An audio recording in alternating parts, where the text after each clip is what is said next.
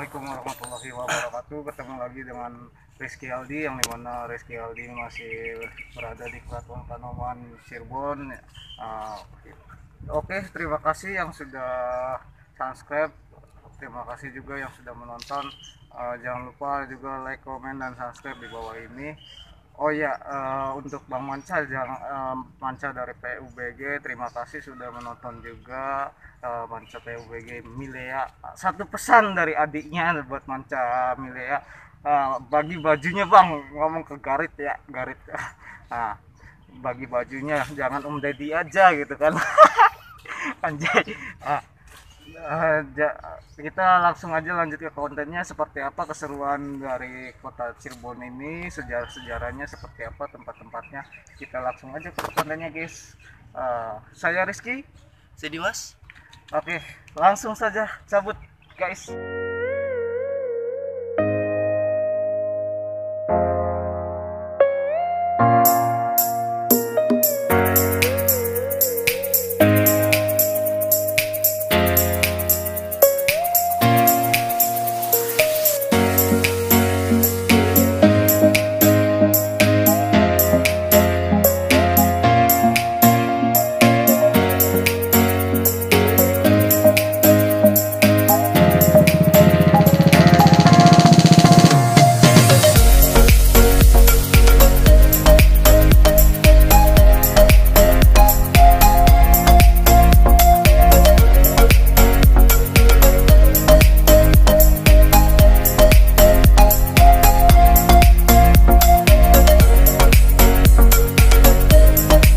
Assalamualaikum warahmatullahi wabarakatuh, yang dimana masih bersama Rizky Aldi Channel.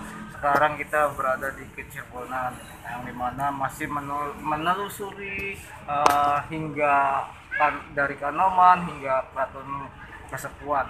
Nah, sekarang kita berada di Keraton Kecirbonan, yang dimana Keraton Kecirbonan masih dari kota Cirebon juga, sejarah kota Cirebon juga. Oke. Untuk yang sudah menonton, terima kasih. Jangan lupa like, komen, dan subscribe. Oke, untuk Bang Manca Milea, terima kasih sudah mau support terus ke channel Rizky Aldi, dan begundil dan begundul gitu kan. Terima kasih sudah menonton juga, serta Bang Robi, Lucifer, terima kasih, dan Mami dari GPF juga terima kasih. Oke, langsung aja kuy ke video selanjutnya kuy. Kita habis dari sini ke Keraton Kasepuan Cirebon. Oke, see you dari saya. Langsung saja ke kontennya. Gimana keseruannya? Lanjut kuy.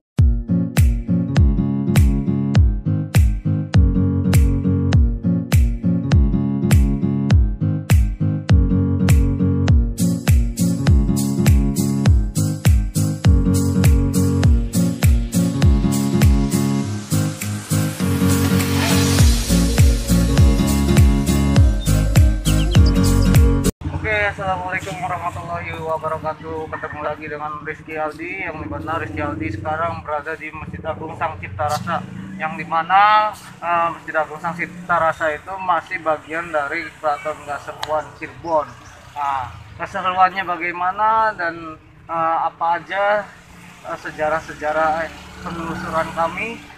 Setelah ini kami akan menemui narasumber yang akan mengasih informasi tentang sejarah-sejarah berdirinya Kesunanan Cirebon hingga berdirinya Keraton Kasepuan dan keraton-keraton yang lain dari Gunung Jati hingga akhir. Dan karena kami juga akan mengakhiri video ini, kami akan mencari seni dan budaya yang masih berada di kota Cirebon. Oke gengs, lanjut aja ke videonya, ke kontennya seperti apa. Jangan lupa like, komen, dan subscribe di bawah ini.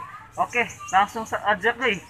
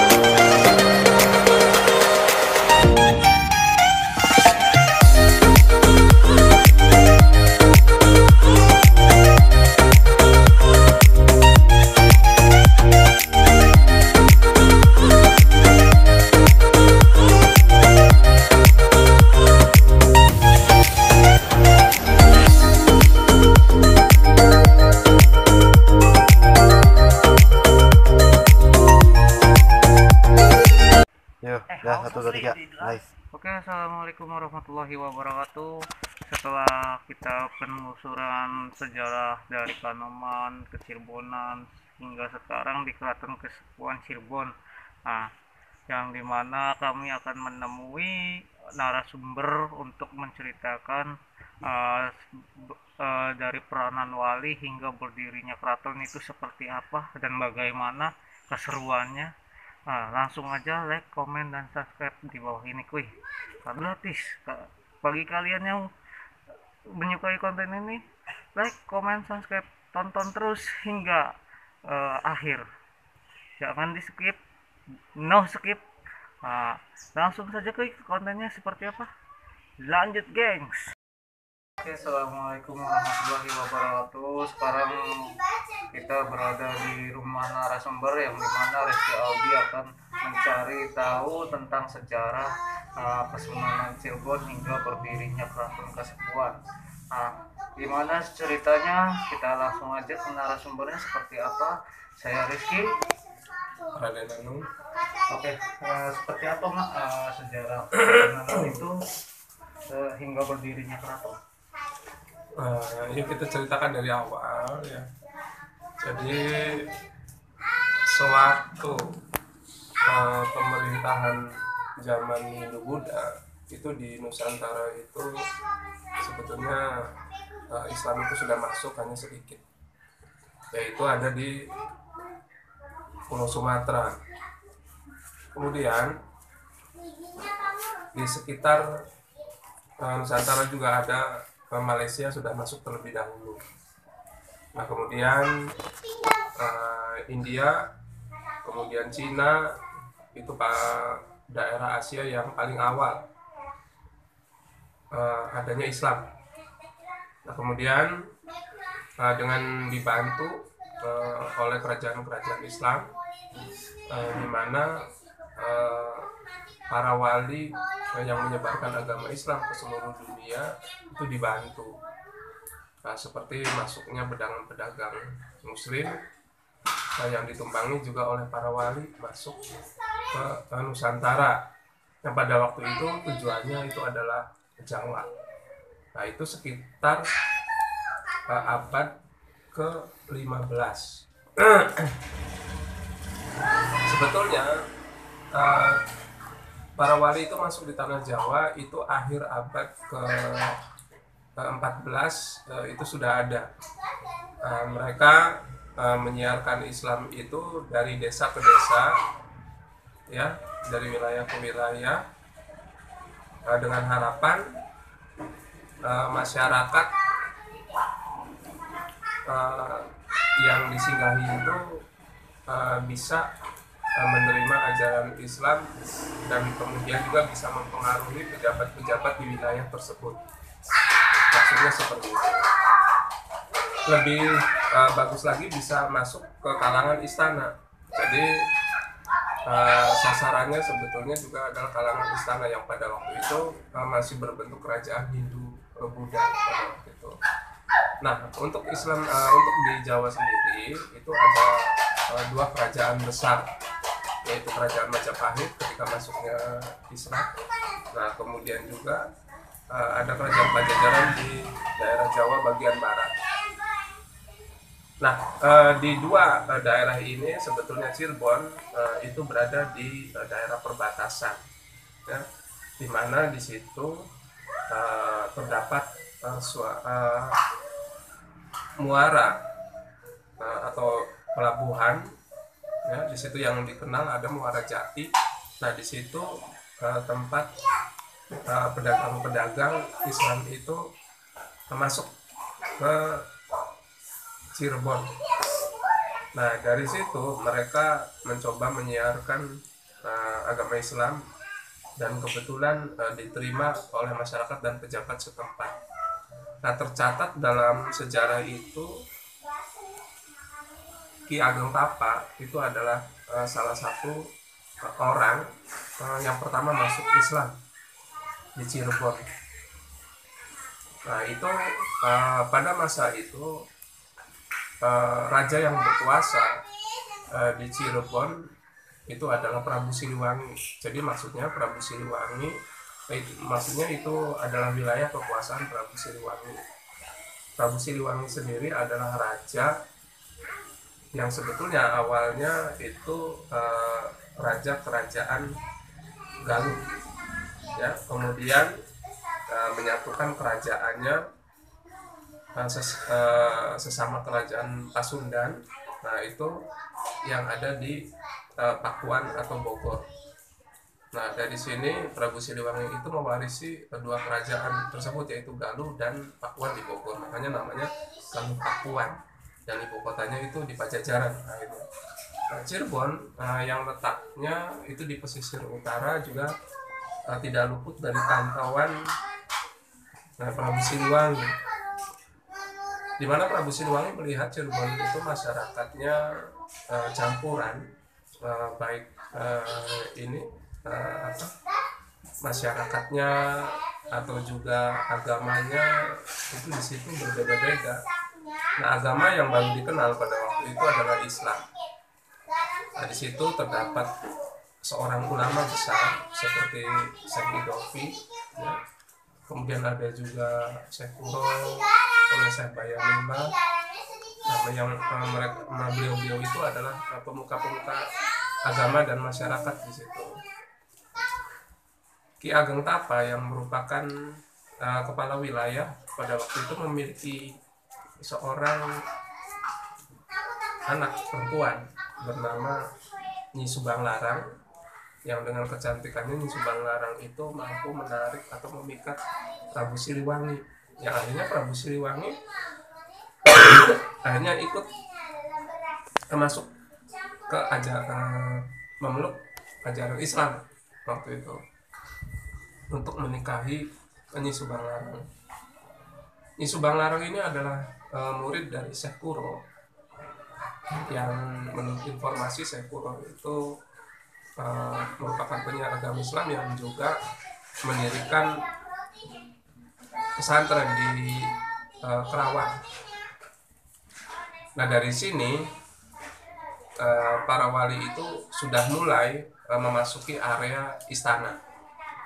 Jadi dengan masuknya Prabu Siliwangi ke dalam ajaran Islam, ya, nah ini sangat menguntungkan bagi kedudukan Islam pada waktu itu di Jawa. Nah, Cirebon diharapkan pada waktu itu bisa berkembang menjadi sebuah daerah yang ramai. Nah, di situ dibangunlah persinggahan yang sekarang, yang dari dulu sampai sekarang yang kita kenal itu namanya Kesambangan. Nah, itu adalah komplek makam Gunung Jati sekarang. Nah, dulunya itu merupakan tempat peristirahatan. Nah, jadi di situ juga pedagang-pedagang yang mampir di situ, mereka juga mendapatkan pencerahan rohani. Jadi di situ mereka bisa belajar agama. Nah, begitu. Juga didirikan perguruan di situ. Nah, dari situ ramai. Sebetulnya para wali itu yang sudah mulai masuk ke lingkungan istana itu sebetulnya bukannya direncanakan atau tidak direncanakan.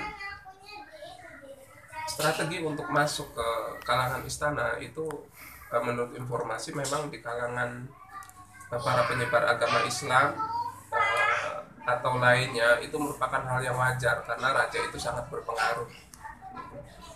Tapi ya bisa dikatakan secara kebetulan juga kalau kita bicara mengenai Prabu Siliwangi yang kebetulan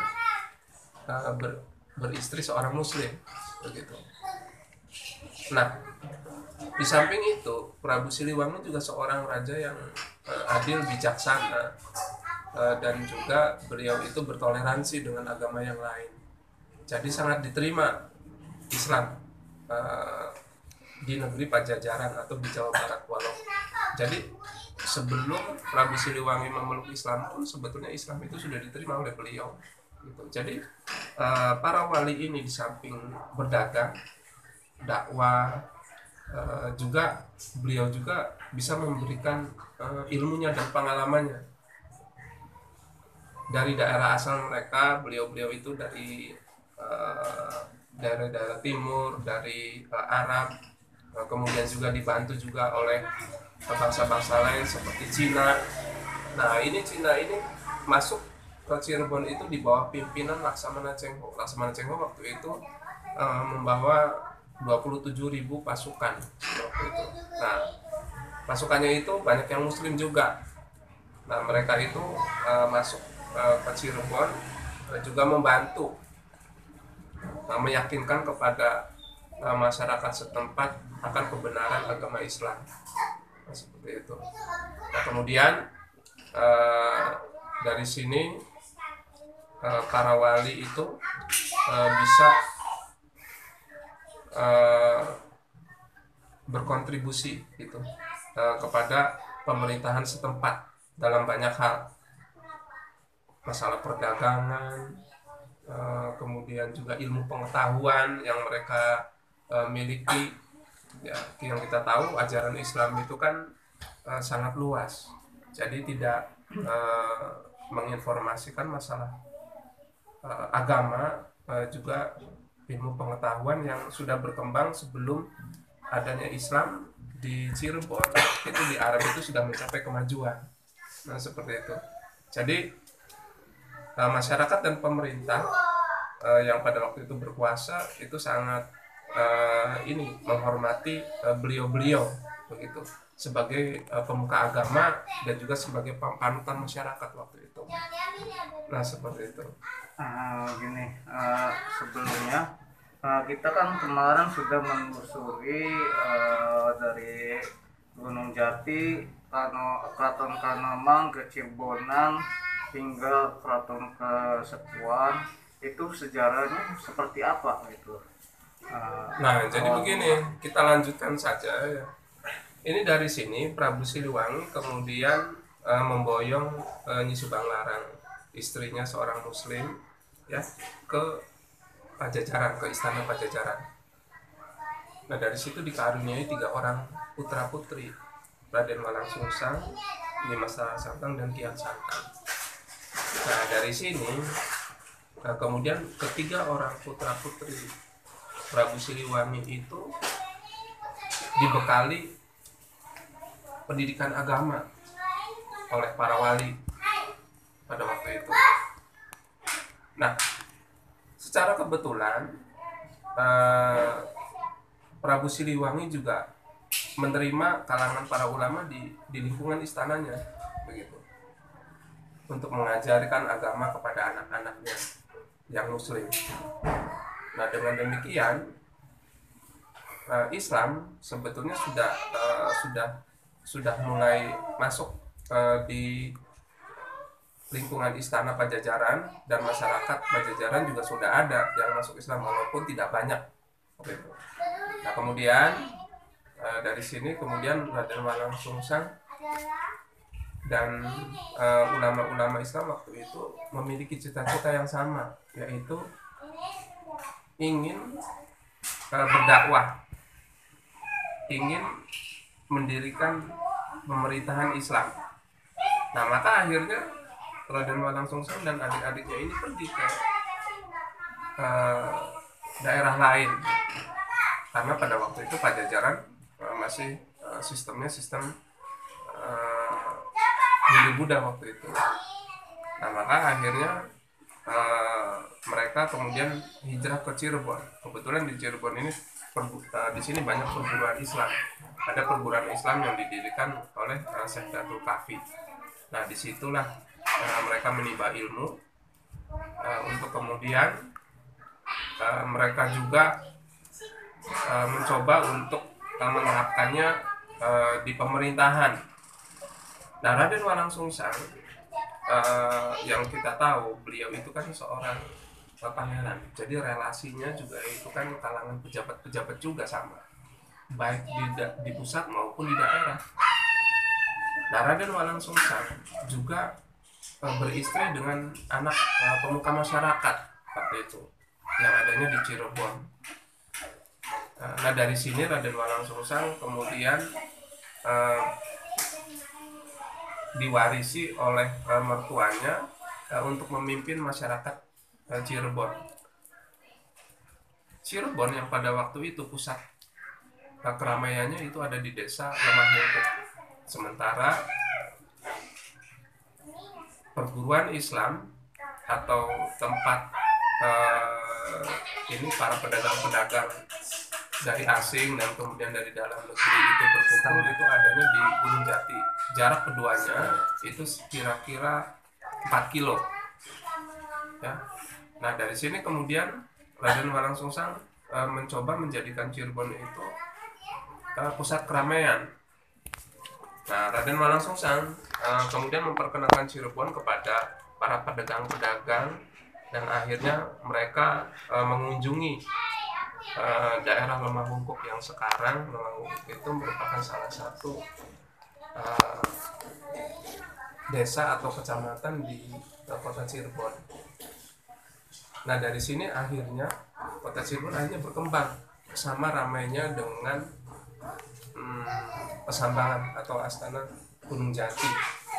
Nah, waktu itu namanya bukan astana itu makam, namanya setana itu perguruan. Namanya waktu itu belum ada makam. Nah, setelahnya Sunan Gunung Jati, Syekh Idofi, Raden Walang Sungsang menjadi atau mendirikan keraton di Cirebon, baru daerah itu dikosongkan untuk kemudian setelahnya meninggal menjadi daerah pemakaman Sunan Gunung Jati. Nah, ketika berkembangnya Cirebon, Raden Walang Sungsang mendirikan keraton tahun 1430 namanya Pakungwati. Ya. Menurut salah satu informasi, Pakungwati ini mengambil nama dari anak dari Raden Walang Sungsang waktu itu. Nah, kenapa anak Raden Walang Sungsang itu dinamakan Pakungwati? Mungkin ini berkaitan dengan masyarakat Cirebon yang pada waktu itu mempunyai kegiatan, ya, mempunyai kegiatan membuat terasi, kemudian juga petis. Itu yang bahan-bahannya itu dari udang. Nah, masyarakat Cirebon itu sebetulnya nelayan mayoritas. Nah, jadi pakung itu artinya udang, sedangkan wati itu perempuan. Nah, jadi udang perempuan. Nah, jadi putrinya anak dari Raden Walang Sungsang itu seorang perempuan. Untuk kemudian keraton ini lama-kelamaan berkembang, ya, ramai, dan akhirnya disitulah Cirebon bisa dikatakan sebagai pemerintahan Islam yang tertua di Jawa. Kemudian setelahnya itu adik dari Raden Walang Sungsang yaitu Nyimas Rara Santang yang tinggal di Mesir karena memiliki suami yaitu Syarif Abdullah dari Mesir, pulang ke Cirebon karena suaminya itu meninggal dunia. Beliau tidak pulang sendiri, tapi ditemani oleh Syarif Hidayatullah, yaitu anak tertuanya. Sedangkan istana yang ada di Mesir itu diserahkan kepada anak yang nomor 2-nya, yaitu Syekh Nurullah atau adik Syekh Syarif Hidayatullah. Syekh Syarif Hidayatullah tinggal di Cirebon, untuk kemudian belajar ilmu agama juga di sini. Di samping guru beliau juga ada dari Mekah, ya. Tapi untuk di Cirebon beliau belajar kepada Syekh Idofi atau Syekh Datul Kafi. Nah dari sini Syarif Hidayatullah mulai belajar di samping ilmu agama beliau juga belajar ilmu pemerintahan dari Raden Walang Sungsang. Dan Raden Walang Sungsang melihat Syarif Hidayatullah itu sangat cakap dan akhirnya bisa menggantikan kedudukan Raden Walang Sungsang menjadi kepala wilayah di Cirebon waktu itu, yaitu diangkat tahun 1479. Nah di sini Syarif Hidayatullah berperan di samping sebagai ulama dan umaro, jadi sebagai khalifah. Nah, Syarif Hidayatullah memimpin Cirebon ini beliau tidak sendiri, tapi dibantu di samping oleh orang-orang yang punya kemampuan di bidang ketatanegaraan, tapi juga oleh ulama-ulama yang pada waktu itu merupakan para wali waktu itu. Ya. Nah dari sini Islam tumbuh dalam pemerintahan Cirebon, dan Cirebon dikatakan sebagai pemerintahan Islam yang kuat pada waktu itu. Hingga pada akhirnya Syarif Hidayatullah juga dibantu perkembangannya itu oleh Kesultanan Demak. Nah, Cirebon dan Demak saling bekerja sama untuk sama-sama mengembangkan Islam di tanah Jawa. Demak di bagian timur, sementara Syarif Hidayatullah di bagian barat. Nah dari sini mulailah budaya Jawa dari Demak itu masuk ke tanah Pasundan. Nah, kemudian juga kita lihat masyarakat Cirebon itu bahasanya sudah tidak Sunda lagi pada waktu itu sampai sekarang. Nah itu karena budaya Jawa masuk ke sini. Di samping itu juga Syarif Hidayatullah juga bekerja sama dengan para wali lainnya yang pada waktu itu disebut dengan Wali Songo. 8 wali lainnya selain Syarif Hidayatullah itu mengembangkan Islam di tanah Jawa. Nah, mereka para Wali Songo itu membantu pemerintahan Islam Demak yang didirikan oleh Raden Patah. Nah, Syarif Hidayatullah sendiri di sini dibantu pemerintahan Islamnya itu oleh salah satu wali, yaitu Sunan Ampel sebagai sesepuh Wali Songo waktu itu. Kemudian Syarif Hidayatullah juga dibantu dalam bidang seni, yaitu oleh Sunan Kalijaga. Nah, jadi makanya walaupun Sunan Kalijaga itu wali di Jawa, bukan di daerah Sunda atau Pajajaran pada waktu itu, tetapi karena perannya di bidang seni, makanya dikenal juga oleh masyarakat Jawa Barat ya, pada waktu itu. Nah di sini kemudian setelah lama-kelamaan Syarif Hidayatullah akhirnya mendapatkan kepercayaan dari Prabu Siliwangi, yaitu kakeknya, untuk menjadi penguasa Jawa Barat. Dan akhirnya tahun 1484 ya, Syarif Hidayatullah itu menyatakan Cirebon itu merdeka, sekaligus juga mendapatkan kekuasaan dari Prabu Siliwangi.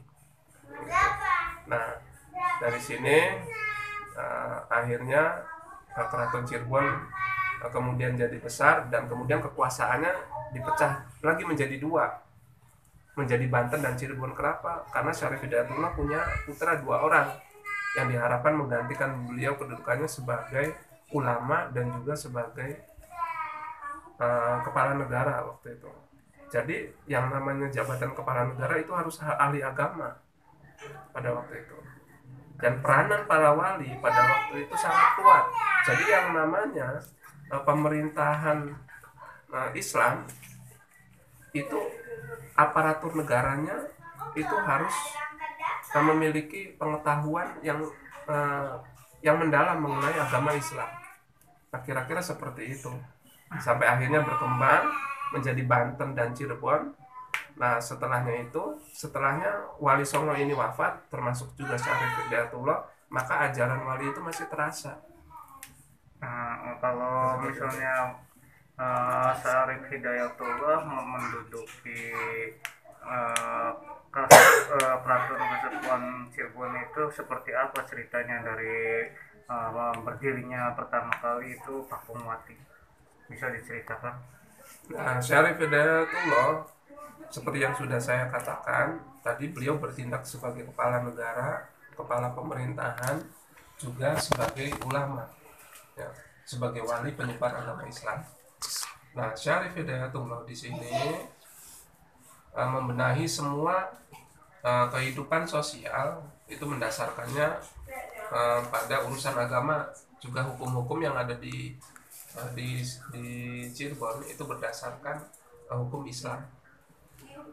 Nah kemudian setelah itu bisa diterapkan di negeri Cirebon, ya, di masyarakat. Nah, kemudian Cirebon mendapatkan dukungan di samping dari para wali dan juga negeri-negeri lain atau sesama kerajaan lain, yaitu terutama sekali Demak waktu itu. Nah di sini Syarif Hidayatullah, peranan beliau lebih menonjol di masyarakat itu dikenalnya sebagai seorang wali, sebagai seorang pemuka dan tokoh masyarakat yang bijaksana dan pandai di bidang ilmu agama. Hingga akhirnya setelah Syarif Hidayatullah meninggal, ajaran yang dibawa oleh Syarif Hidayatullah ini melekat di masyarakat. Ya, kemudian juga pemerintahan yang dipertahankan setelahnya era Syarif Hidayatullah itu masih mendasarkan hukum-hukum atau juga kebiasaan-kebiasaan yang sudah dijalankan atau diajarkan oleh para wali pada waktu itu, oleh para wali sebelumnya, yaitu yang kita kenal dengan nama Wali Songo. Nah seperti itulah Syarif Hidayatullah memerintah negeri Cirebon yang mendirikan istananya, yaitu bernama Istana Pakuwati, yang sebetulnya awalnya didirikan oleh Raden Walang Sungsang. Syarif Hidayatullah kemudian mengembangkannya menjadi lebih besar lagi istana tersebut, hingga setelah Syarif Hidayatullah meninggal, kemudian datanglah VOC Belanda kemudian untuk merebut Cirebon, merebut keratonnya, kemudian turut campur dalam urusan pemerintahan, sehingga keraton Cirebon terpaksa dibagi menjadi dua kesultanan, yaitu Kesultanan Kesepuhan dan Kanoman. Yang namanya Kesultanan Kanoman berasal dari kata nama asalnya itu anom berarti muda, yaitu istana baru. Sedangkan yang namanya Keraton Kesepuhan itu adalah istana yang lama. Nah Keraton Kesepuhan inilah yang merupakan aslinya dulu adalah Istana Pakuwati, yang kemudian dirubah namanya menjadi Kesepuhan karena ada keraton baru. Nah seperti itu. Nah kalau misalnya di depan Keraton Kesepuhan ada Masjid Agung, itu sejarahnya seperti apa? Oh iya, Masjid Agung itu sebagai tempat ibadah, juga sebagai tempat penyiaran Islam. Jadi keberadaan Masjid Agung pada waktu itu sangat penting. Para wali mendirikan dua masjid besar di Jawa. Wali Songo mendirikan di Demak itu Masjid Agung, kemudian di Cirebon juga mendirikan Masjid Agung. Fungsinya Masjid Agung tak lain untuk dakwah juga, selain untuk pusat ibadah. Jadi yang namanya istana itu harus ada masjid atau tempat ibadah. Sebagaimana juga zaman kerajaan Hindu-Buddha dulu yang namanya tempat ibadah itu tidak jauh dari posisi istana. Nah ini di zaman Kesultanan pun begitu. Nah makanya skemanya bisa kita lihat tiap-tiap keraton itu di depan keraton itu selalu ada alun-alun. Nah alun-alun itu sebagai aktivitas kenegaraan. Nah kemudian berderet di situ bersebelahan dengan alun-alun itu pasar di sebelah kanannya, dan kemudian di sebelah kirinya itu ada masjid. Nah begitu. Jadi nanti apabila orang yang sholat di masjid itu tidak dapat ditampung karena banyak jumlahnya, itu bisa melebar ke lapangan, atau pelaksanaan sholat id seumpamanya itu bisa dilaksanakan di lapangan, maksudnya seperti itu. Nah jadi di sini Masjid Agung itu sangat penting sidang-sidang kenegaraan itu bisa digunakan di masjid juga gitu. Jadi pada waktu itu yang namanya istana itu yang dibangun oleh wali itu tidak selengkap setelahnya eranya wali. Jadi pusat kegiatan seperti sidang apa itu difokuskan ditempatkan di masjid. Jadi raja hanya membangun singgasana, atau pada wali pada waktu itu bukan singgasana sebetulnya. Jadi hanya ruangan raja, itu tempat raja menerima tamu, kemudian juga rumah raja ya, dan juga kemudian di depannya itu terdapat bangunan-bangunan fungsinya untuk menerima tamu atau pengawal-pengawal untuk menjaga keraton. Kemudian Siti Hinggil sebagai podium kebesaran raja, dan juga tempat bermusyawarah yaitu di masjid, dan juga tempat ibadah. Nah seperti itu fungsinya masjid. Oke. Gini, kami ingin bertanya lagi seputar dari Masjid Agung. Itu berdirinya tahun berapa, dan ajan itu sebenarnya seperti apa sih? Nah begini, sebetulnya Masjid Agung itu didirikan sekitar tahun 1480, tapi ada yang informasi lain yang mengatakan tahun 1500. Jadi selisih 20 tahun. Nah, adapun di situ ada adan 7 itu adat bagian dari tradisi. Maksudnya adan 7 itu begini. Kalau zamannya Rasulullah itu untuk mengumandangkan adan itu supaya didengar oleh masyarakat banyak itu harus naik ke tebing. Sedangkan ini kan di pesisir ya, jadi tidak ada tebing. Jadi masjid itu supaya orang mengumandangkan azan itu terdengar oleh masyarakat, maka berjamaah 7 orang biar bisa didengar. Makanya juga ketika orang itu mendengar azan 7 kemudian datang ke masjid ya pada waktu sholat Jumat, itu nanti setelahnya berkumpul, lalu muazin ada lagi 1 orang. Nah begitu, seperti zamannya Rasulullah, begitu 1 orang kemudian khutbah. Nah ini zamannya para wali waktu itu. Kemudian di samping itu juga kalau mengenai 7, bilangan 7 itu kemungkinan untuk menunjukkan tingkatan tertinggi bilangan 7. Jadi seperti nama hari itu bilangannya kan 7 gitu. Kemudian juga langit bilangan tertingginya 7 untuk melambangkan bilangan tertinggi. Nah di samping itu juga ya ada memang cerita-cerita rakyat mengenai azan 7, tapi yang kita informasikan ini yang sifatnya ini saja ilmiah, jadi bisa diterima oleh akal begitu. Oke, setelah dari Masjid Agung masih ada juga pertanyaan. Dan setelah dari Masjid Agung, Siti Inggil hingga di situ ada Langgar, itu fungsinya sebagai apa Langgar itu? Nah, zaman Sunan Gunung Jati ketika jadi raja, Langgar itu tidak ada sebetulnya. Langgar itu adalah musola di lingkungan istana. Maksudnya didirikan langgar di situ atau musola agar pegawai keraton dan juga prajurit-prajurit keraton yang bertugas pada waktu itu di istana itu kalau mau ibadah tidak jauh, dekat. Jadi tidak jauh-jauh meninggalkan tempat tugas, maksudnya seperti itu. Kemudian juga Langgar Agung sendiri bisa dijadikan tempat untuk diadakannya upacara-upacara adat, seperti acara panjang jimat. Nah itu di situ. Oke, kalau kita bergeser lagi setelah dari Langgar Agung itu ada Jinem Pangrawit, dan difungsikannya Jinem Pangrawit itu seperti apa? Jinem Pangrawit itu tempat menerima tamu yang dilakukan oleh pejabat keraton. Jadi pejabat keraton itu menerima tamu. Nah, di situ biasanya tamu itu adalah mereka kepala-kepala wilayah pejabat-pejabat daerah atau tokoh-tokoh masyarakat atau bahkan masyarakat yang ingin mengadukan permasalahan kepada pemerintah Cirebon.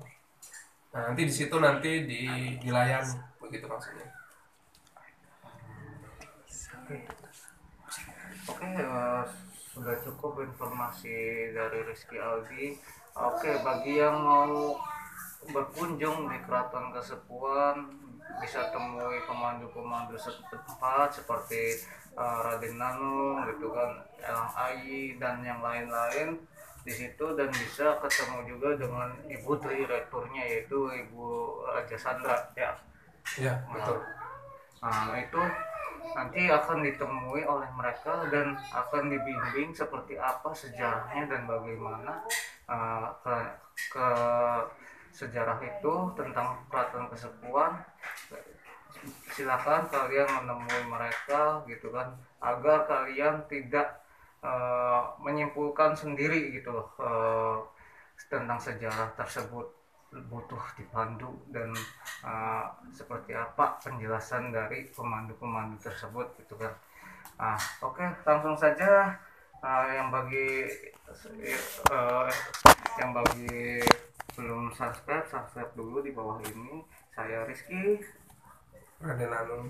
Jangan lupa like, comment, dan subscribe. See you. Terima kasih.